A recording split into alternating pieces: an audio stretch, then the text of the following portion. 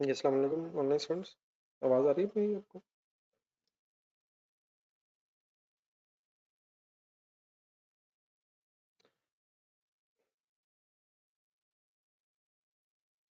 जी, कल वाले जो क्वेश्चंस है वो कंप्लीट हो गए सबके?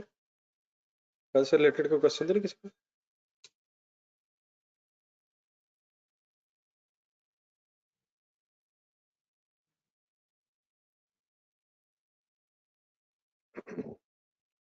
चलिए इस तरह कीजिएगा, जरा वॉल्यूम 1 में पेज नंबर 177 पे इलेक्ट्रॉनिक अप्लायंसेस वाला क्वेश्चन किया था।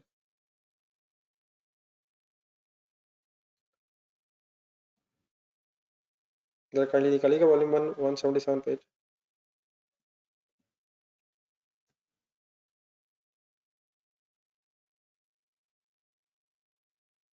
एक दो दिन पहले मेरे ख्याल एक क्वेश्चन किया था इलेक्ट्रॉनिक अप्लायंसेस वाला। मिल जाएगा? पेज 177 ही था मेरे ख्याल।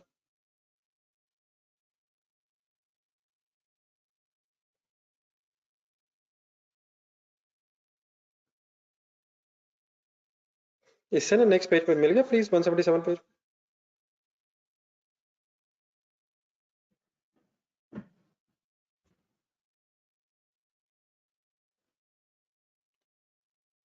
इससे नेक्स्ट पेज पे ना एक क्वेश्चन है फ्रेपी लिमिटेड। सबसे पहले इसको जरा होमवर्क रख लें। ये आपने करना ये है कि ये जो इलेक्ट्रॉनिक अप्लायंसेस वाला क्वेश्चन है इसको कर लीजिए, रिवाइज कर लीजिएगा। और उसको रिवाइज करने के बाद बिल्कुल मिलता जुलता क्वेश्चन है, जरा एक अपनी सेल्फ प्रैक्टिस हो जाएगी। जरा सेम रिक्वायरमेंट्स है, सेम सॉर्ट ऑफ डाटा। तो बेहतरीन तरीका तो ये होगा कि इंडिविजुअली इसको अटैम्प्ट करें।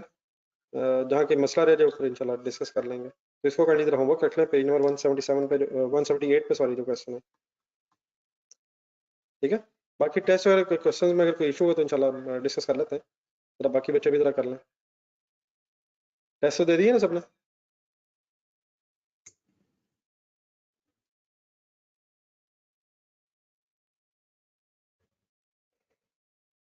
चलो मीन वाले इस तरह करें, वॉल्यूम 2 जिन लोगों के पास है वो पेज नंबर 152 निकाल लें। बाकी इंशाल्लाह मेरा ख्याल है एक आध दिन में बाकी लोगों को भी डिस्पैच तो होगी, बुक्स इंशाल्लाह पहुंच जानी चाहिए। मीन वाले एक छोटी सी डिस्कशन जरा आज और कल में कर लें। तो पेज नंबर 152 जरा वॉल्यूम 2 का मैं कह रहा हूँ। और जिनके पास अभी नहीं है वो मेरे साथ जरा वैसे मैं पीडीएफ शेयर करवा देता हूँ। ये पीडीएफ शेयर कर दीजिए इसका, इनको भी कर देना जरा। तो वॉल्यूम 2 पे प्लीज पेज नंबर 152 पे आइएगा जरा, एक क्वेश्चन नंबर 1 पढ़िएगा।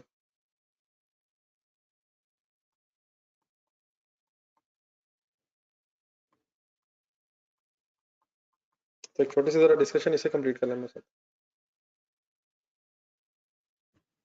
ठीक है जी, रेडी? स्टार्ट करें। अकाउंटिंग एंट्रीज हैं जेन में, फैक्ट्री अकाउंटिंग एंट्रीज, उन्हीं की बेस पर जरा वर्किंग करनी है।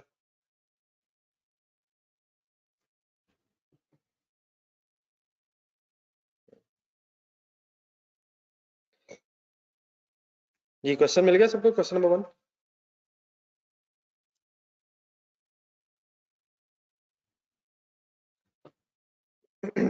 चलिए रिक्वायरमेंट पढ़िए। इसकी रिक्वायरमेंट में लिखा है prepare journal entries to record all the above transactions. Accounting entries आपने जेन में लानी है। तो ये इस तरह की बातें हम प्रोसेस कॉस्टिंग में एंट्रीज लिख के भी कर चुके हैं, तो मेरे ख्याल है कोई मुश्किल वाली बात नहीं है। Let's start. Ahmed and company is engaged in the production of engineering parts. It receives bulk orders. Bulk orders का मतलब होता है इकट्ठे ऑर्डर मिलते हैं। इसमें बल्क परचेज अगर हो तो बल्क परचेज में इकट्ठी परचेज करनी होती है। तो बल्क ऑर्डर्स मिलते हैं from the bicycle manufacturers and follow.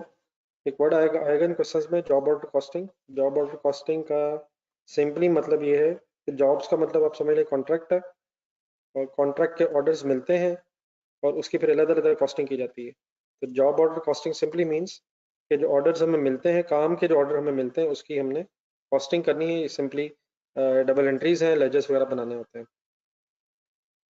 So on 1st July 2008, two jobs means two works, two orders were in progress, whereas two jobs were open during the year.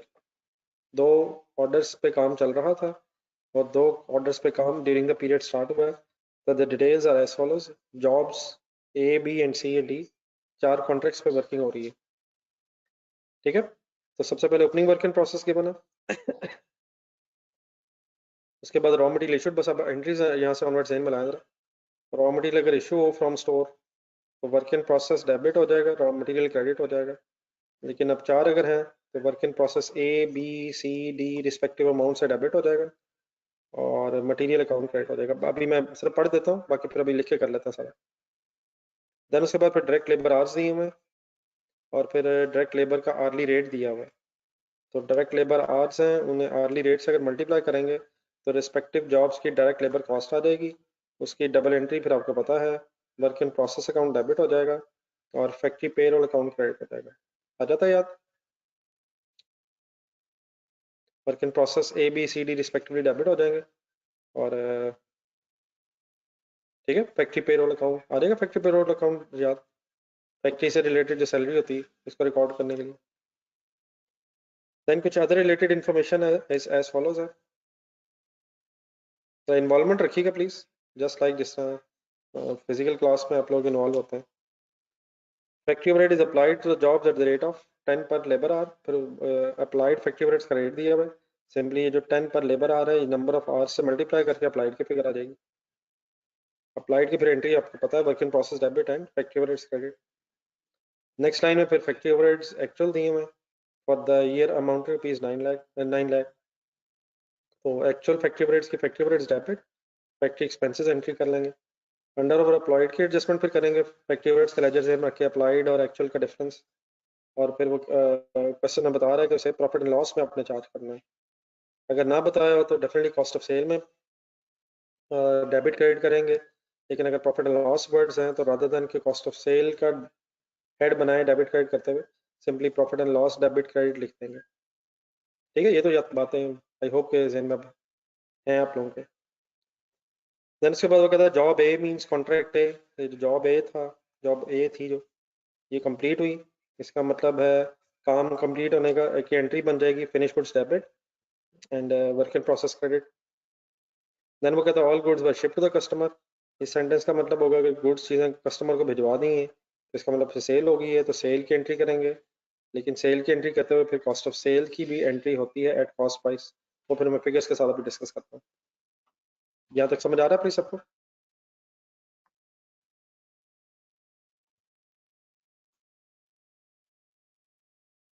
Then उसके बाद next वो कहता है job B वो also complete, job B भी complete हो गई है। लेकिन ड्यूरिंग द ईयर हाउएवर उसमें एक प्रॉब्लम हुआ, about 10% of the goods were rejected during inspection. 10% goods जो थी इंस्पेक्शन में रिजेक्ट हुई। यहाँ तक लॉस लग रहा है, लेकिन नेक्स्ट वो कहता है these were transfer to job C. इन्हें फिर जॉब सी में भेज दिया गया where they will be used after necessary adjustment. लग ये रहा है कि जो 10% गुड्स रिजेक्ट तो हुई हैं, लेकिन अगर सी जॉब में यूज हो जाएंगी, सी कॉन्ट्रैक्ट में यूज हो जाएंगी, तो शायद जॉब बी से जॉब सी में ट्रांसफर हो रही है। तो 10% रिजेक्टेड है, 90% कंप्लीट हुई होंगी। इसका मतलब 90% कंप्लीट होकर फिनिश गुड स्टोर में गई होंगी, बाकी 10% जॉब सी में। तो इंशाल्लाह फिर इसकी एक सॉर्ट ऑफ कंपाउंड एंट्री बन जाएगी। गुड्स कंप्लीट हो गई हैं जॉब बी से, लेकिन 10% रिजेक्ट होके लॉस नहीं हुई, जॉब सी में जा रही है, वहाँ पर इन्होंने यूज होना है। तो एक डबल एंट्री शायद job B work in process B credit, work in process C debit होगा और जो 90% गुड्स हैं वो फिर फिनिश गुड्स में डेबिट हो जाएंगे, ठीक है। ये बन जाएगी एंट्री। बाकी फिर डेफिनेटली भी अमाउंट्स हमें चाहिए, तो हम वर्किंग करते हैं फिर अमाउंट्स ढूंढते हैं। चलें शुरू करें, रजिस्टर करना। तो एक आध दिन जरा शायद हम रिलैक्स हैं। ये होमवर्क जो मैंने कहा है ये भी काइंडली कंप्लीट कीजिएगा। अगर किसी का टेस्ट रहता है तो टेस्ट को काइंडली प्लीज सीरियस जरूर लें। बस एक आध दिन के बाद फिर दोबारा एक नई डिस्कशन स्टार्ट हो जाएगी, तो इन दिनों को जरा काइंडली यूटिलाइज कीजिएगा। चलें sir, general entries Ahmad and company.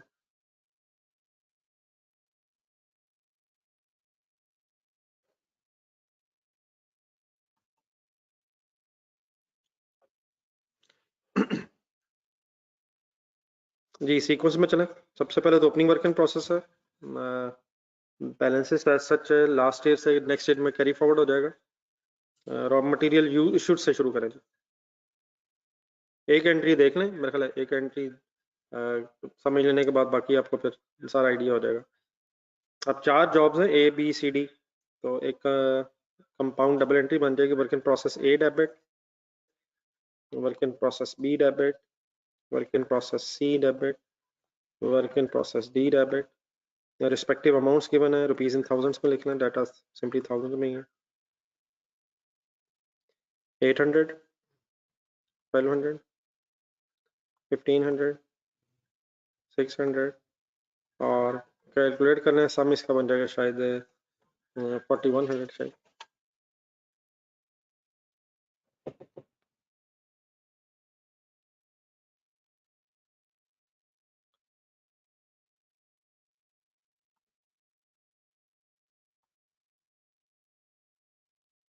ठीक है जी, समझ आ गया पहली एंट्री। साथ साथ बार रहिएगा, मैं फिर मिटा के जरा चाहूंगा कि इसी पे लिखता रहूं। स्टोर रूम से मटेरियल इशू हुआ है, work in process debit and material account credit. Second करें, डायरेक्ट लेबर आवर्स गिवन है, रुपीस गिवन है, work in process A debit, work in process B debit, respective hours हैं 20,000। अब 1000 में working हो रही है तो 20,000 into 20, 30,000 into 18,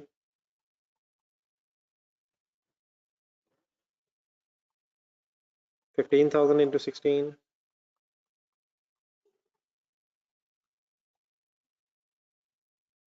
18,000 into 15, work in process A, B, C, D debit and factory payroll credit. Working sign करते रहेगा। 400, 540,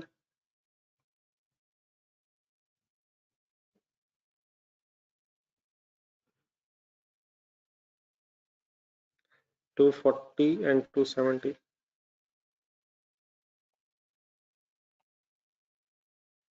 और इनको टोटल करेंगे तो 1450।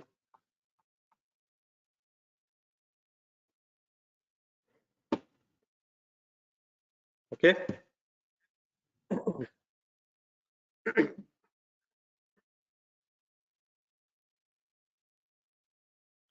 सब साथ चल रहे हैं please.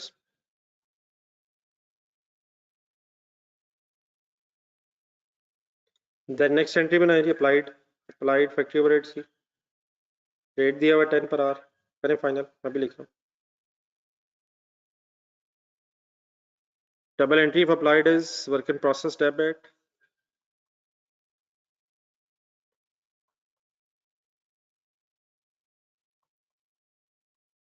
Factory overheads credit,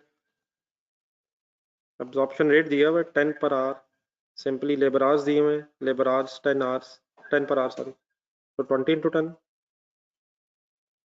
30 into 10, 15 into 10, 18,000 into 10, 200, 300, 150, 180, total हो जाएगा 830। तो ठीक है, 10 पर आवर दिए हुए, मल्टीप्लाइड बाय एब्जॉर्प्शन रेट।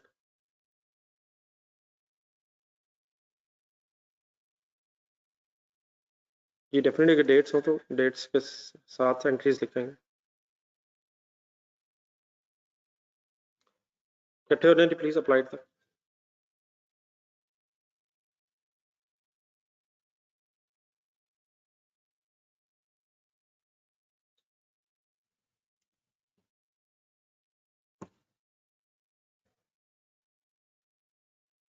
फिलहाल कोई इशू तो नहीं किसी का, समझ आ रहा है ना क्या हो रहा है?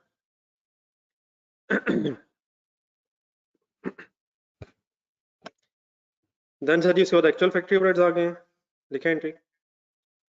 Actual factory overheads double entry बन गई, फैक्ट्री ओवरहेड्स डेबिट,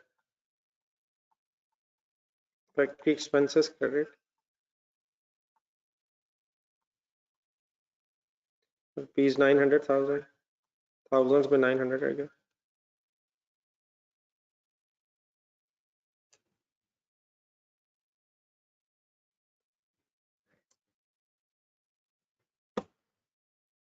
अंडर और अब्जॉर्ब की एडजस्टमेंट करें।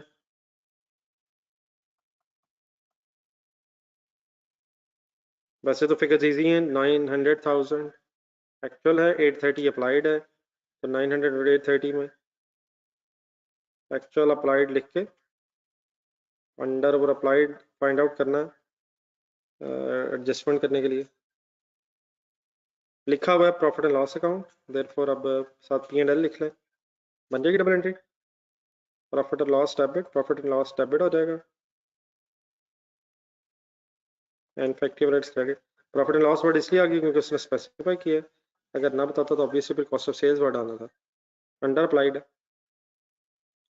अंडर अप्लाइड मींस कम खर्चा चार्ज हुआ था, तो फर्दर खर्चा रिकॉर्ड करने से आपका प्रॉफिट जो है 70 से कम हो जाएगा।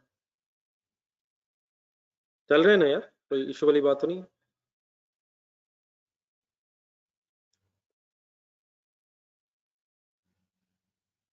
Any confusion?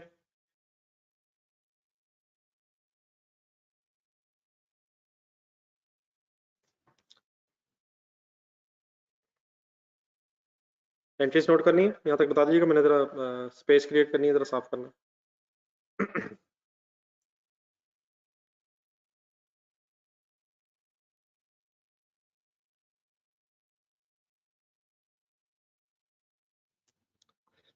देन सर उसके बाद नेक्स्ट लाइन में आने, second last point, job A completed.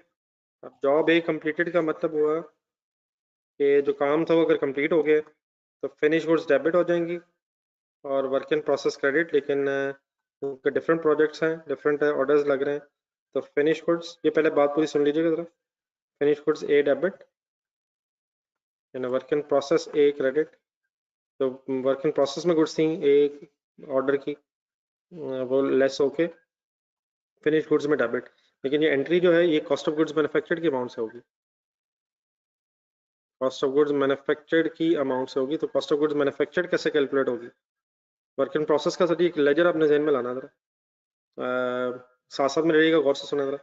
ये 1400 इसका ओपनिंग था, 800 फिर इसमें मटेरियल फर्दर लगा, तो एक सॉर्ट ऑफ लेजर भी विजुलाइज करें जरा। 1400 ओपनिंग, 800 मटेरियल, बाकी अपनी एंट्रीज देखें जरा। आपने अपनी एंट्रीज में 800 के बाद 400 से लेबर के एंगल से डेबिट किया हुआ है, फिर फैक्ट्री ओवरहेड्स में भी जॉब ए की बात हो रही है, 200,000 से डेबिट हुआ हुआ है।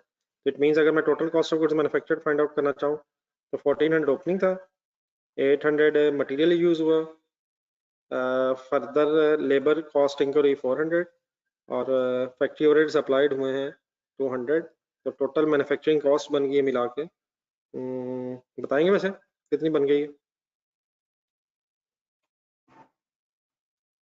समझ आ रही है ना प्लीज क्या हो रहा है? गुड्स बन रही थी इस पीरियड के स्टार्ट में, लेकिन अब during the period further material labour overheads बनने के लगने के बाद फाइनली 2800 का एक्सपेंस आ गया, तो this is 2800 cost of goods manufactured. तो गुड्स जब कंप्लीट हुई हैं तो finish goods debit and work in process account credit. Clear हो गया? तो ये सॉर्ट ऑफ जो मैंने प्लस माइनस किया ब्रैकेट में, बल्कि प्लस ही किया सारा, ये सॉर्ट ऑफ लेजर विजुलाइज किया है। आप ये भी हो सकता है कि आप लेजर बना लें, लेकिन लेजर के डेबिट साइड के फिगर्स प्लस में। ओके, पहले कंप्लीट।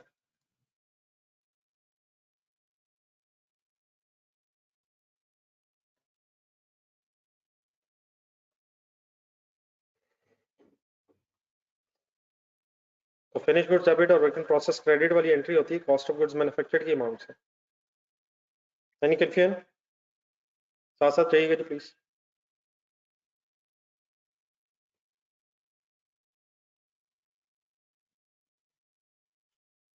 चलो आगे।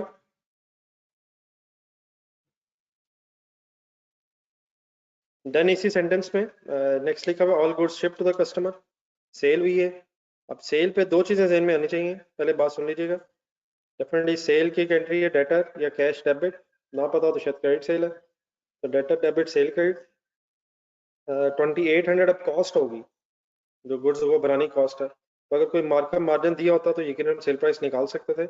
इन्फॉर्मेशन तो नहीं है, लेकिन ये मैंने एंट्री इसलिए लिखी है ताकि जहन में रहे। सेल के वक्त एक तो सेल नहीं रिकॉर्ड होना एट सेल प्राइस, और उसके against cash receivable whichever is the case, लेकिन उसके साथ ही फिर कॉस्ट ऑफ सेल्स की एंट्री होनी है। तो ऑल द गुड्स क्योंकि शिप हो गई हैं, तो cost of sales debit and finish goods credit, finish goods A credit, इसकी हमारे पास इंफॉर्मेशन है। ये जो 2800 था ये कॉस्ट ऑफ गुड्स मैन्युफैक्चरिंग थी। अगर ये सारी चीज़ें बेचनी हैं तो फिर ये 2800 अब कॉस्ट ऑफ सेल्स में कन्वर्ट हो जाएगा। सेल प्राइस की अगर इन्फॉर्मेशन होती है, कोई मार्केट मार्जिन मिल जाता तो ऑब्वियसली फिर हम सेल प्राइस की भी एंट्री कर सकते हैं। मैंने लिख इसलिए दी है कि ज़रा ज़हन में रहे, एंट्री होती है लेकिन इन्फॉर्मेशन नहीं है, इसकी अमाउंट तक हम शायद नहीं पहुंच सकते। डन है, प्लीज समझ आ गया?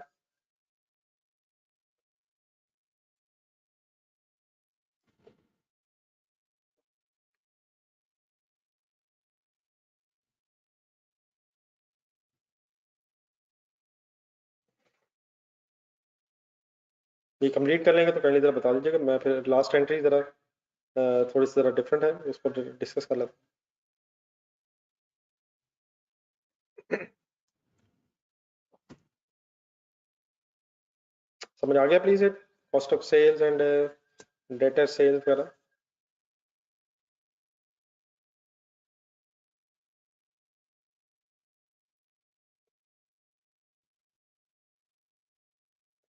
देन सर उसके बाद आप लास्ट सेंटेंस में आ जाए। चीज़ें जब सेल होती हैं तो सेल प्राइस पे भी एंट्री होती है और जो गुड्स की कॉस्ट होती है वो फिर कॉस्ट ऑफ सेल में कन्वर्ट हो जाती है, मीन्स फिनिश गुड्स खत्म हो जाती है।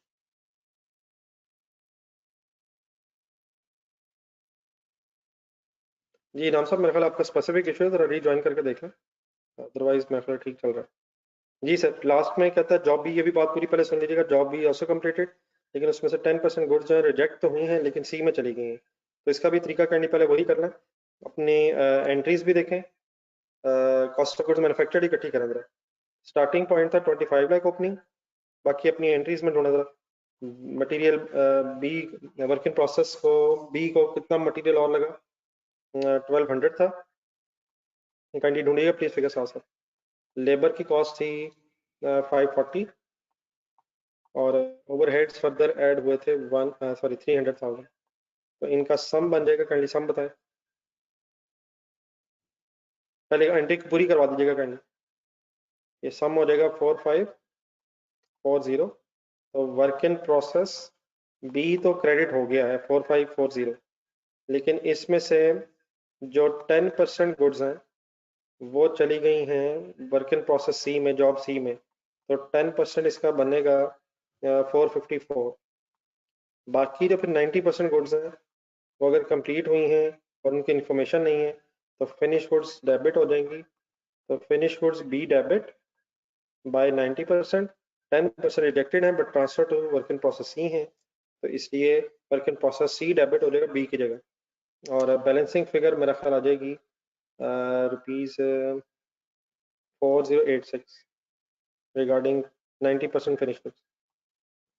ठीक है, एंट्री समझ आ गई? बी बी प्रोसेस से गुड्स कंप्लीट हुई हैं लेकिन 10% रिजेक्ट होके चली गई हैं जॉब सी में। उसको फिर हमने 10% करके फाइंड आउट कर ली फिगर। तो 4540 इंटू 10% और बाकी फिर 90% गुड्स फिनिश गुड्स में ट्रांसफर हो जाएंगे। Any confusion? कंप्लीट कर।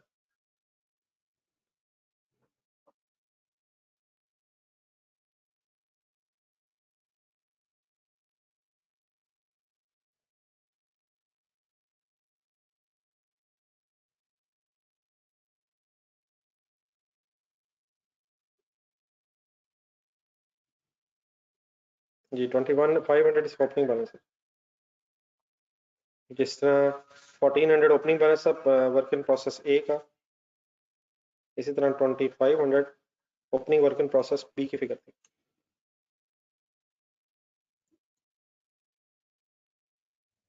ठीक है सुल्तान सर, ये कंप्लीट अगर कर लिया तो बताइएगा।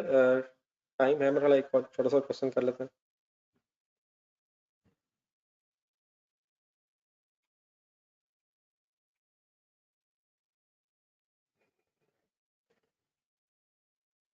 तो नोट तो नहीं कर रहा प्लीज?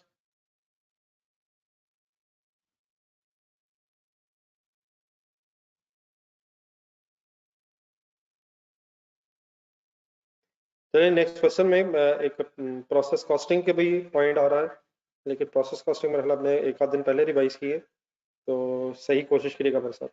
आ जाए। मॉडर्न इंजीनियरिंग के नाम से क्वेश्चन नंबर 2 है, इमीडिएटली मेरे ख्याल जहाँ से क्वेश्चन नंबर 1 एंड हो रहा है। उसकी रिक्वायरमेंट जरा ढूंढे नेक्स्ट पेज पे, पेज नंबर 153 पे। जनरल एंट्रीज करनी है हमने, तो यही जो भी हमने वर्किंग की है इसी तरह से आपने दोबारा जनरल एंट्रीज देने लानी है। क्वेश्चन में कहता है modern engineering workshop is engaged in the production of the customized spare parts of textile machinery. The following information pertains to the jobs worked by the business during the month of June. June 14 का एक सामने data है। Job numbers दिए हमें, job 101 and job 202, 101 and 202। Size of the job order लिखा है 4000 units and 5000 units respectively, ठीक है। देन फिर रुपीज इन थाउजेंड्स है।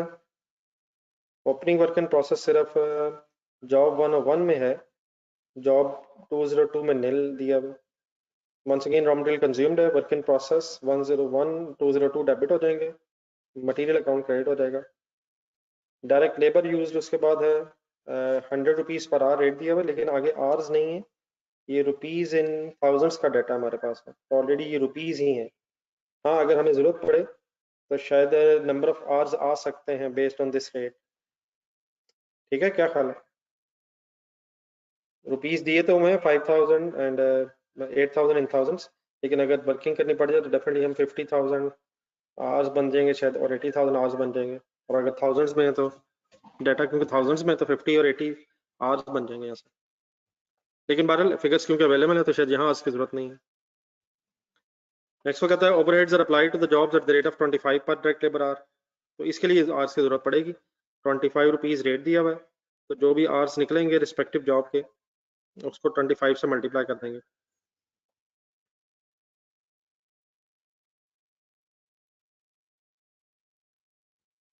देन उसके बाद नेक्स्ट वो कहता है अंडर ओवर अप्लाइड जो है ओवरहेड्स का, वो ट्रांसफर करना अपने कॉस्ट ऑफ सेल में। अब क्योंकि कॉस्ट ऑफ सेल लिखा हुआ है तो अकॉर्डिंगली फिर हम debit credit cost of sales में कर देंगे अंडर ओवर अप्लाइड की वर्किंग करके। पढ़ते जाएं फिर अब लिखते हैं अभी।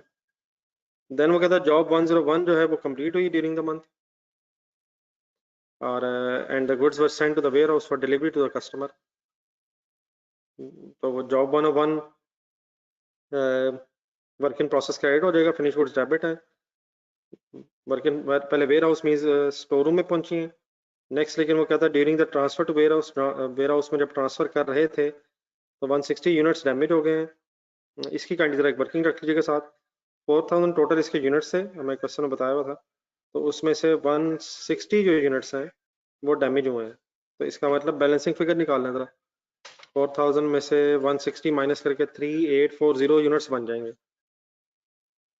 तो डैमेज सिर्फ 160 है, इस बाकी फिर 3840 जो है अनडैमेज गुड्स हैं। सिंपली शायद फिनिश गुड्स की बात हो रही है, लेकिन जो डैमेज गुड्स हैं उसके लिए कहता है NRV of the damage units was 500,000 and the remaining units were transfer to the customer. अब इस सारी लाइन से लग ये रहा है कि जॉब 101 वो क्योंकि कंप्लीट हो गई है, तो 4000 यूनिट्स है इसके।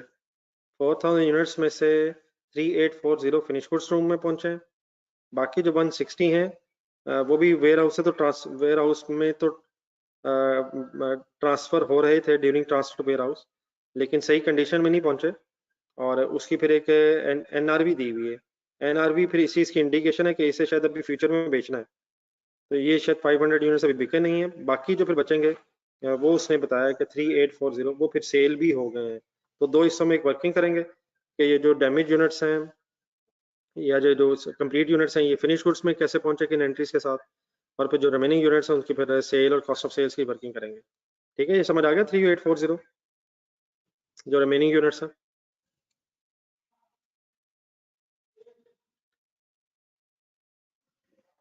तो वो भी जो क्वेश्चन नंबर 1 में लास्ट पॉइंट किया था उसी से मिलता जुलता ही है वहां पे, लेकिन वो कह रहा था जो रिजेक्टेड यूनिट्स हैं वो प्रोसेस सी में चले गए हैं। यहाँ अगर इंफॉर्मेशन नहीं है यानी कहाँ गए हैं तो डेफिनेटली फिर यहाँ शायद कोई लॉस की एडजस्टमेंट होगी, वो भी फिर मैं आपके सामने एंट्री बनाता हूँ। देन उसके बाद मेरे ख्याल आपके पास नेक्स्ट पेज है, बल्कि नेक्स्ट पेज पे तो आगे हुए हैं, लास्ट सेकंड पैराग्राफ है उसी फर्स्ट पैराग्राफ के बाद। Job 202 is in process, however 200,000 units were fully complete and were transferred to the warehouse during the month, while 3,000 units were 70% complete. 70% complete underline कर लें। ये वर्क इन प्रोसेस का closing दिया हुआ है 30 जून 14 का। तो टोटल यूनिट्स है, पिछले पेज पे देखें जरा, 5000 यूनिट्स, उसका एक ब्रेकअप बता रहा है। 2000 यूनिट्स उसमें से कंप्लीट हो गए हैं और फिर वो वेयर हाउस में भेज दिए गए, लेकिन जो 3000 यूनिट्स हैं वो अभी अनकम्प्लीट है, 70% काम हुआ है। तो इसमें ज़रा प्रोसेस कॉस्टिंग एंगल से इंशाल्लाह भी डिस्कशन करेंगे। और actual overheads for the month है अमाउंट इन रुपीज़ 4 मिलियन है। तो ये फिर अब एक्चुअल ऊपर जो डाटा दिया हुआ था हमें फर्स्ट पॉइंट में, पिछले पेज पे शायद आपके पास, वहाँ से एक अप्लाइड रेट के बेस पे अप्लाइड आएगा, फिर एक्चुअल दिया हुआ 4 मिलियन। वो जरा इसने थोड़ा सा एंड में जाके सीक्वेंस में थोड़ा क्वेश्चन के एंड में जाके फिगर दे दी है। तो जब ये 4 मिलियन पे आएंगे तो देन फिर हम इस पोजीशन पे भी हो जाएंगे कि अप्लाइड और एक्चुअल को कंपेयर करके अंडर ओवर अप्लाइड की एडजस्टमेंट कर सकें। बहरहाल बात पूरी समझ आ गई सारी? Any confusion anywhere?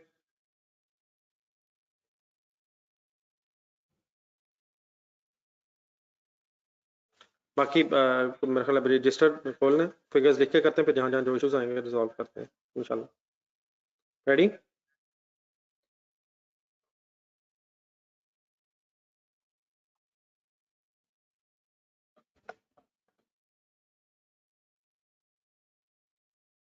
ये modern engineering workshop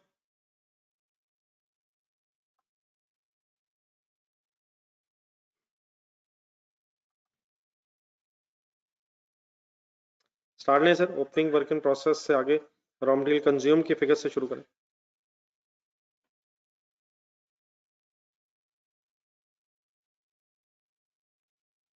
work in process, अब जॉब्स के नाम बदल रहे हैं अकॉर्डिंगली, जॉब्स के साथ नाम आ जाएंगे। Work in process 101 debit, work in process 202 debit, respective amounts are 10,000। अब ये ऑलरेडी डाटा थाउजेंड में ही है, तो 10,000 31,000 ऑलरेडी थाउजेंड्स में ही है। तो 30,000 10,000 31,000 material account credit by 41,000। Labour की एंट्री कर लें जरा individually.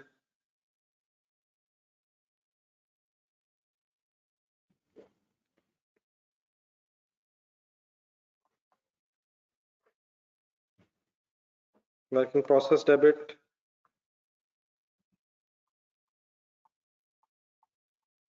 5,000, work in process 202 debit 8,000,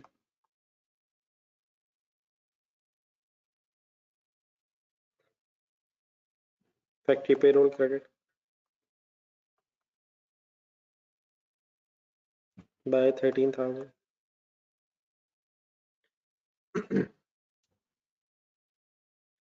जी आवाज़ ठीक आ रही है मेरी? मेरा ख्याल है ठीक है। अगर कोई स्पेसिफिक इशू आ रहा है बेटा,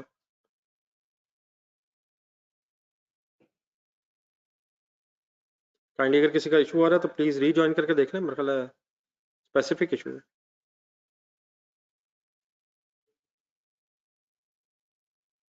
जी ठीक है जी, ओके, थैंक यू। जी अगर बेटा किसी का आवाज़ का इशू आ रहा है ना तो काइंडली रीजॉइन कीजिएगा। अब बाकी करें, ओवरऑल ठीक है मेरा ख्याल है।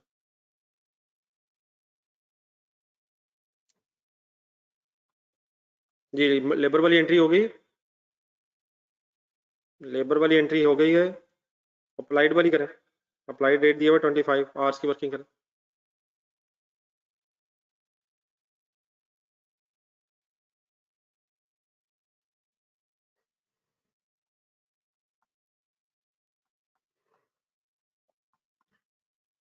वर्क इन प्रोसेस डेबिट,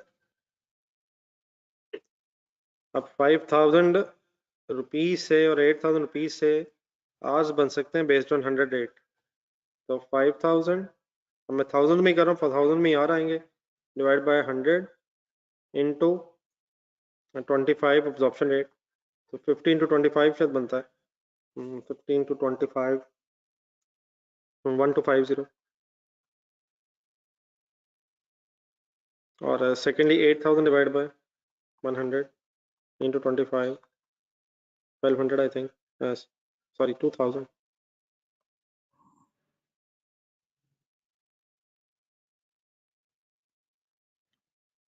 तो work in process debit and factory overheads credit 3250.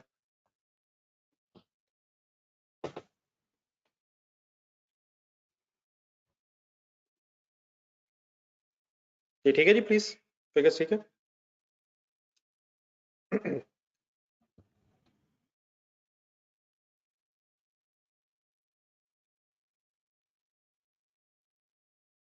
Then उसके बाद अंडर ओवर अप्लाइड लिखा हुआ है। अंडर ओवर अप्लाइड ओवरहेड्स की मेरे ख्याल एडजस्टमेंट फिर तभी कर लेंगे जब नीचे जाके क्वेश्चन के एंड में 4 मिलियन एक्चुअल की वर्किंग करेंगे। ठीक है, तो इसको एक सेकंड इसलिए मैं छोड़ा क्योंकि भी एक्चुअल नहीं है, और अदर देन हम इसी वक्त एक्चुअल लिखें, जब नीचे एक्चुअल की एंट्री करेंगे जाकर तो अंडर ओवर अप्लाइड की एडजस्टमेंट आ जाएगी।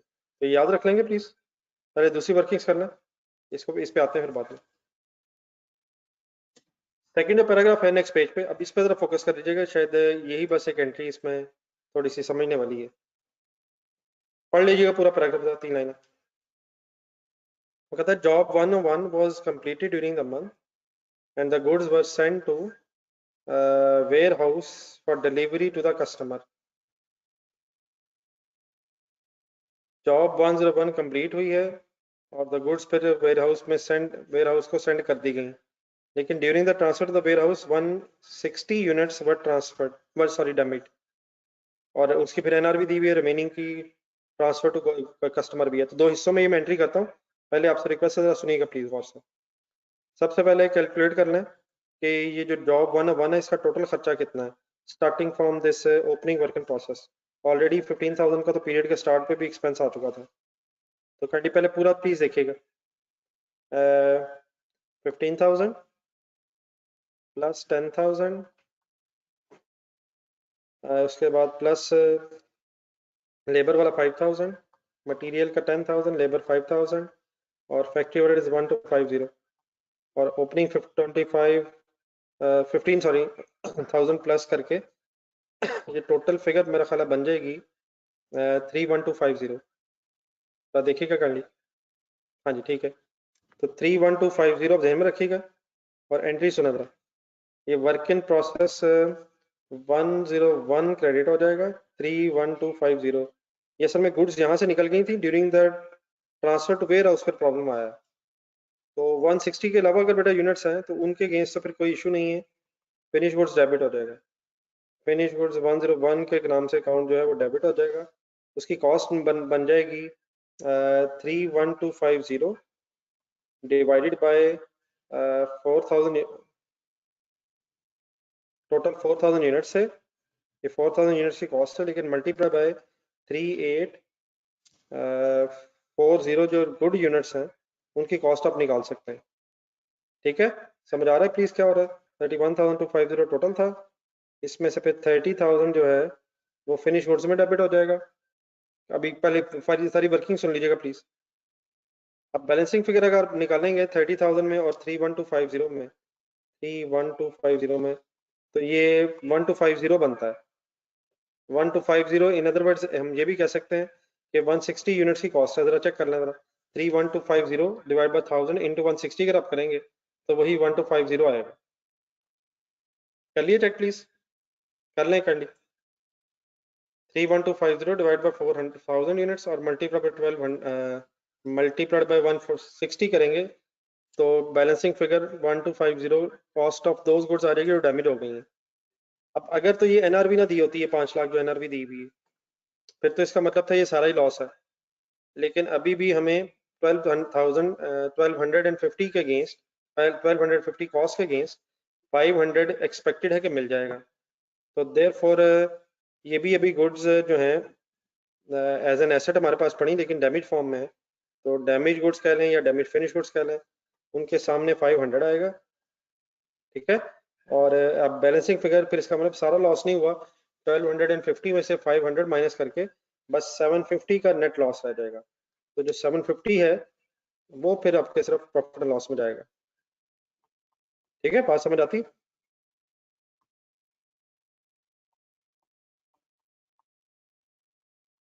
तो ये लॉस या प्रॉफिट लॉस में फाइनली जो जा रहा है ये फिर एक बैलेंसिंग फिगर के तौर पे आ जाएगा। तो डेफिनेटली इसको अगर अलग अलग लिखना हो तो 3 हिस्सों में भी शायद लिख सकते हैं, लेकिन पूरी पिक्चर ये है कि 4,000 यूनिट्स से, जिनमें से 3840 जो है वो कंप्लीट होकर फिनिश गुड्स में चले गए। बाकी जो डैमेज है उनकी कॉस्ट, उनकी जो रिमेनिंग वैल्यू रह गई है वो 500 है, और बैलेंसिंग फिगर फिर लॉस है। एक इसका रहता है जो रिमेनिंग गुड्स ट्रांसफर नहीं कस्टमर को, उसके सेल की फिर एंट्री करते हैं। ठीक है, बात समझ आ गई? एंट्री क्लियर है सब? नोट भी कर लें तो कंफ्यूजन है तो बता दें।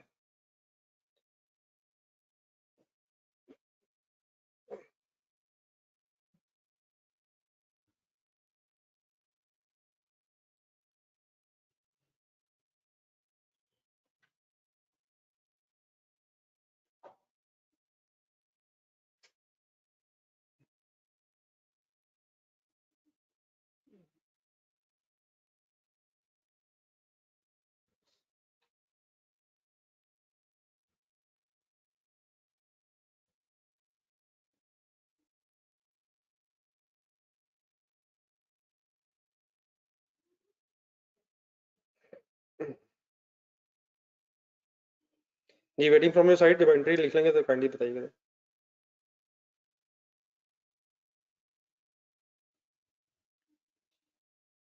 Any confusion anywhere?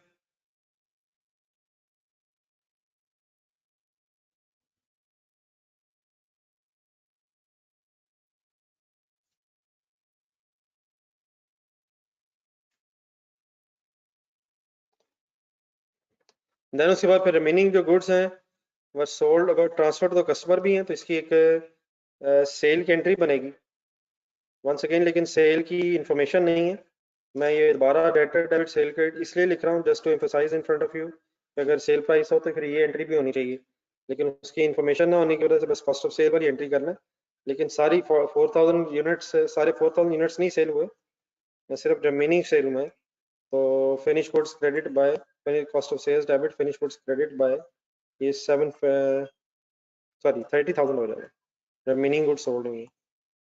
ठीक है, तो ये एंट्री भी लिखने का नहीं। तो आई होप के एक रेपिटेशन सॉर्ट ऑफ है, इस तरह की बातें पहले भी हो गई हुई, कोई इशू वाली बात नहीं है।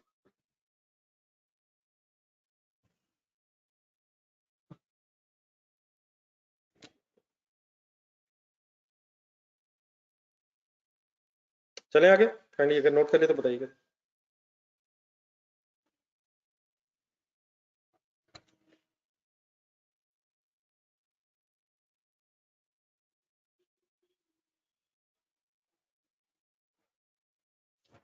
लास्ट पॉइंट पढ़ें जी। लास्ट पॉइंट में जरा प्रोसेस कॉस्टिंग इन्वॉल्व हो रही है। तो job 202 is in process. Job 202 के एंगल से जरा यूनिट्स इसके ध्यान में रख लीजिएगा। इसके 5,000 यूनिट से, और इसका ओपनिंग वर्क इन प्रोसेस भी नहीं था। तो ये दो बातें जरा ध्यान में रख लीजिएगा, बाकी अब रजिस्ट में है सब कुछ। तो job 202 is in process, however 2,000 units were fully complete, और वो ट्रांसफर हो गए वेयर हाउस में ड्यूरिंग द मंथ, और 3,000 यूनिट्स जो है वो इन प्रोसेस है। तो इसकी जरा बात पूरी समझने के लिए मैं आपके सामने एक प्रोसेस अकाउंट भी इसलिए बनाऊंगा ताकि ज़रा थोड़ी सी रिवीजन भी हो जाए, और सही कॉन्सेप्ट के साथ फिर हमारी बात जरा इसमें कंप्लीट हो जाए। तो प्रोसेस अकाउंट का डिजाइन बनाएं यूनिट्स और अमाउंट के साथ। पहले पहले देख लीजिएगा, बाद में आराम से बनाइएगा। Process account for job 202।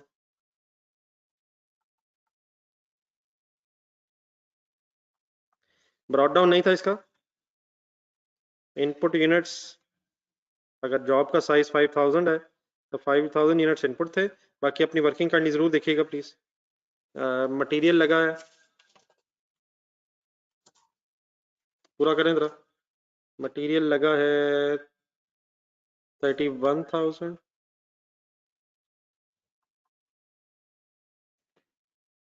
Factory payroll की फिगर है, आपके एंट्रीज में लिखा हुआ है सब कुछ, आप अपनी एंट्रीज करनी हुई है। 8,000, और फैक्ट्री ओवरहेड्स अप्लाइड हुए थे 2,000। अब लास्ट पैराग्राफ पढ़ें जरा क्वेश्चन का। 2,000 यूनिट्स जो हैं फुली कंप्लीट है, 3,000 यूनिट्स इन प्रोसेस हैं। कोई लॉस की अदरवाइज इन्फॉर्मेशन नहीं, इसमें से लॉस की इन्फॉर्मेशन नहीं है, वो पिछला प्रोसेस था। तो फिनिश गुड्स के सामने आ जाएंगे 3,000 यूनिट्स, सॉरी 2,000 यूनिट्स। और क्लोजिंग वर्क इन प्रोसेस के सामने आ जाएंगे 3000 यूनिट्स। अब ये लेजेंड मैंने आपके सामने इसलिए बनाया है ताकि मुझे आप इसके ये जो अब दो फिगर्स हैं इन फिगर्स की वर्किंग करवा सके और एक छोटी सी रिवीजन भी हो जाएगी प्रोसेस कॉस्टिंग के एंगल से। तो सही वर्ड सुनिएगा मेरा जरा। उसने क्वेश्चन में अब ये जो आपको कहा है 70% कंप्लीट, तो इसको जरा काइंडली जरा जहन में एम्फोसाइज करें। ये जो 3000 यूनिट्स है 70% कंप्लीट है। मटेरियल के एंगल से कुछ नहीं उसने बताया कि मटेरियल कब लगता है। तो आप बताएंगे फिर ये 75% कंप्लीट का मतलब with respect to all cost components होगा या सिर्फ कन्वर्जन होगा, क्या ख्याल है? ऑल कॉस्ट कंपोनेंट्स या सिर्फ कन्वर्जन?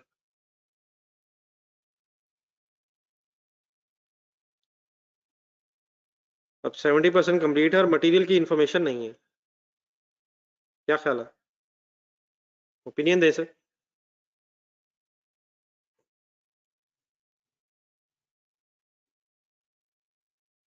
जी को डिवाइडेड ओपिनियन है, हालांकि होना नहीं चाहिए था। अगर बेटा मटेरियल की इंफॉर्मेशन नहीं कि वो कब लगता है और 70% कंप्लीट है, नॉट एज टू कन्वर्जन, कुछ नहीं ऐसा लिखा हुआ, तो इस केस में भी अज्यूम कि हर कॉस्ट कंपोनेंट के एंगल से ऐसे ही कंप्लीट हुआ होगा। हाँ, कभी कभी वो इस तरह बता देता है कि कंप्लीट एज टू कन्वर्जन, और फिर अगर मटेरियल ना बताए तो बिगनिंग में लगा होगा, 100% कंप्लीट हम अज्यूम करते हैं। या अगर वो मटेरियल बता दे कि बिगनिंग में लगा है और फिर देन कंप्लीट कर दे, तो देन ऑब्वियसली मटेरियल शुरू में लगने की वजह से 100% लग गया होगा। अभी भी आप लोगों की मिस्टेक हुई है, वैसे मैं एक्सपेक्ट नहीं कर रहा था। आप लोगों ने 3 क्वेश्चन जरा नोट करना है यहाँ।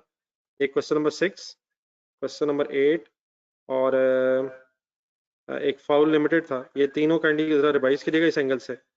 इसमें वो सारी बातें बीच में आ जाती हैं कि अगर मटेरियल का नहीं बताया हुआ या बताया हुआ है, और ये अगर ये बताया हुआ है कि बिगनिंग में लग रहा है, तो वो कंप्लीट का मीनिंग वगैरह क्या है। तो प्लीज़ एक नज़र इन चीज़ों को दोबारा पढ़ जानी चाहिए ताकि ये चीज़ें बिल्कुल फाइनल हो, इस तरह की मिस्टेक्स नहीं होनी चाहिए इन द गिवन इन्फॉर्मेशन। क्योंकि मटेरियल का नहीं बताया हुआ कब लगा और 70% कंप्लीट लिखा हुआ है, ये भी इंडिकेशन नहीं कि कन्वर्जन के एंगल से कंप्लीट है।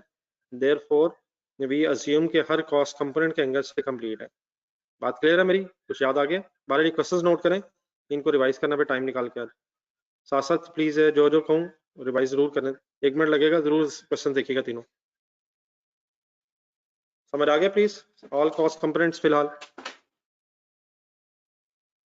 तो देन अब अगर ऑल कॉस्ट कंपोनेंट्स के एंगल से कंप्लीट है तो फिर हमें कोई इक्विवेलेंट यूनिट्स का टेबल ऐसा फॉर्मल बनाने की जरूरत नहीं है, एक ही कॉलम उसमें बनेगा मैन्युफैक्चरिंग कॉस्ट के नाम से।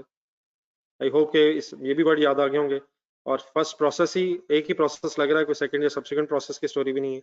तो सिंपली मटेरियल उठाएं, लेबर उठाएं और फैक्ट्री ओवरहेड उठाएं और इसकी कंबाइंड बेस बन सकती है। लेकिन बेस बनाते हुए क्रेडिट साइड देखनी होती है। तो क्रेडिट साइड का मतलब है 2000 यूनिट्स फिनिश गुड्स के एज इट इज आएंगे, और जो 3000 यूनिट्स हैं ये 70% कंप्लीट है, इसलिए 70% साथ मल्टीप्लाई हो जाएगा। बस ये जो 70% मल्टीप्लाई कर रहा हूँ स्टेज ऑफ कंप्लीशन के साथ, ये ज़रा सही तरह क्लियर हो जाना चाहिए। बात समझ आइए? 2000 यूनिट्स 100% है और जो वर्क इन प्रोसेस के यूनिट्स हैं वो भी 70% कंप्लीट है, और with respect to every cost component, because question में कोई और इन्फॉर्मेशन नहीं दी हुई। ठीक है, समझ आ गया? यहाँ तक नोट कर लीजिएगा जरा। और 10 पर यूनिट शायद आंसर बनता है, नीचे 4100 टोटल हो जाएगा।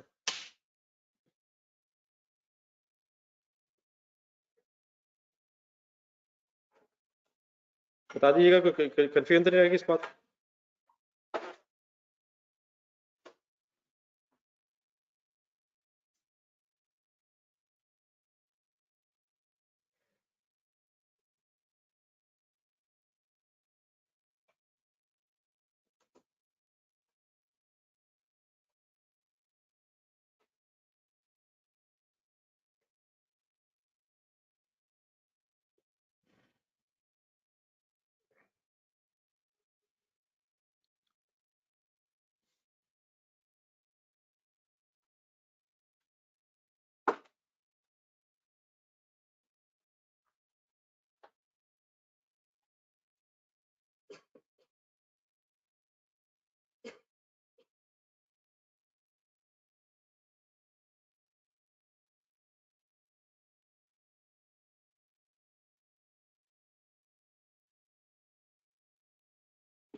जी, वेटिंग फ्रॉम योर साइड। जब लोग आप लोग नोट कर लेंगे तो काइंडली बताइएगा जरा।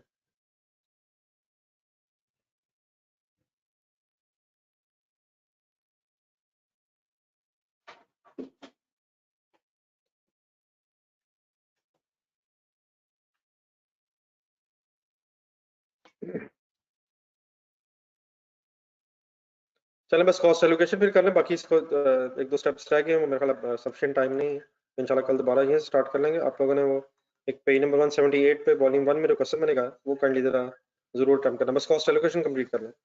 कॉस्ट एलोकेशन होनी है फिनिश गुड्स पे, फिनिश गुड्स पे 2000 यूनिट्स है इनटू 10, तो 20,000 इसकी कॉस्ट बन जाएगी, और वर्क इन प्रोसेस के 3000 इंटू 70% मीन्स 2100 यूनिट्स है, और 10% रेट है। सब हर कॉस्ट कंपोनेंट के एंगल से सेम है, तो 21,000 कॉस्ट वर्क इन प्रोसेस को एलोकेट हो जाएगी।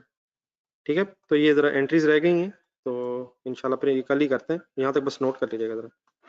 और डेफिनेटली वर्क इन प्रोसेस की मैंने वर्किंग तो कर दी है, लेकिन एंट्रीज में ऑब्वियसली वर्क इन प्रोसेस की फिगर की बेस पे एंट्री नहीं होगी क्लोजिंग की, बस ये फिनिश गुड्स की एंट्री रह गई। ये जो बेस है ये समझ आ गई ना सबको, ये 70% जो मैंने 3000 का 70% किया।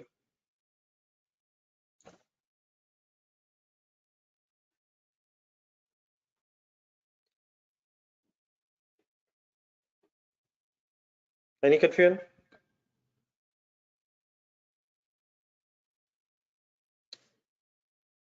चलें इंशाल्लाह ये बात थोड़ी सी रह गई, इंशाल्लाह कल यहीं से कंप्लीट करेंगे, होमवर्क नहीं है।